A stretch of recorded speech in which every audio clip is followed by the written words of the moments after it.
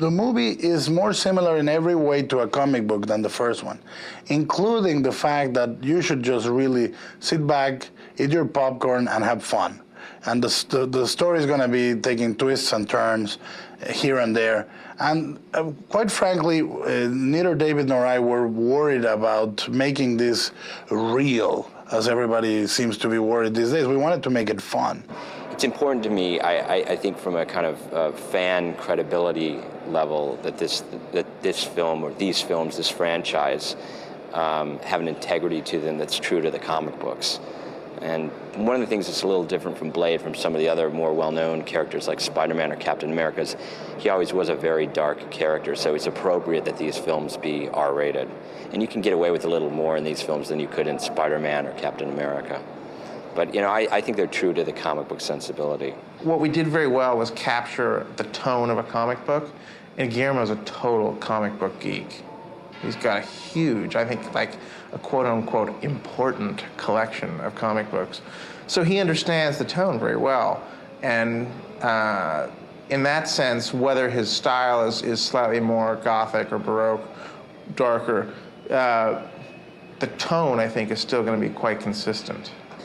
Well, Guillermo was weaned on comic books, as was I. I was a huge comic book collector when I was a kid. I have letters published in Captain America comics and some DC comics. And I remember when I was 10 or 11 years old, riding my bike out to a drugstore and buying Tomb of Dracula comics, in which Blade was a character. So it's kind of a self-fulfilling prophecy that here I am writing these Blade movies. The main thing with a comic book movie is to be done intelligently by someone that really knows the genre as a literary genre.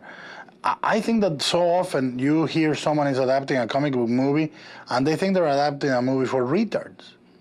And in reality, it's an extremely sophisticated, extremely difficult, incredibly complex language that comic books have. And it's, for me, a form of art.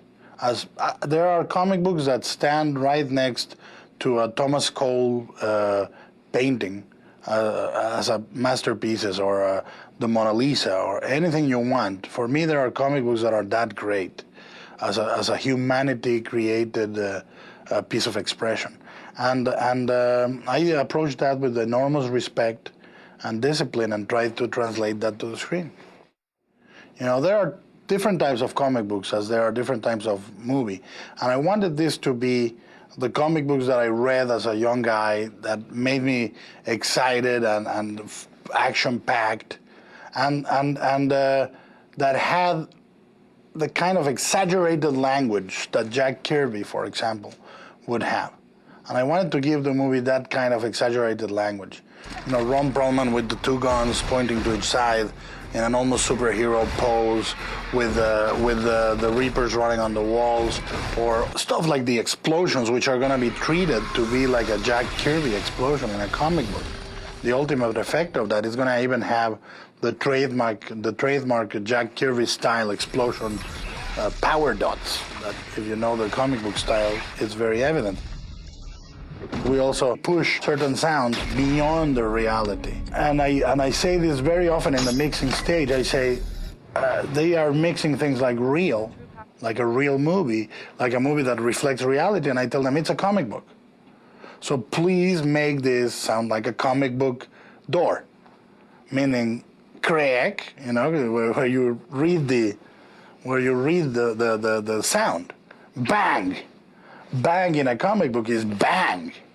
In reality, it's it's not good.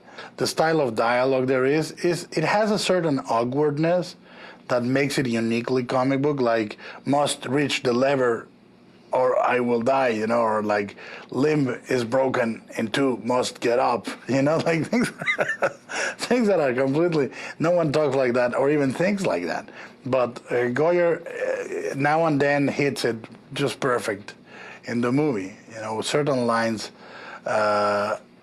just have that same comic book feeling. You have been our most feared enemy. But now there's something else loose on the streets.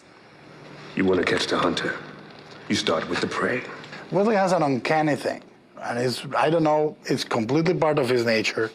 I know he doesn't try to do that, or at least I don't think he does, but every single time he stops in a movement and where he starts from a movement are perfect comic book poses.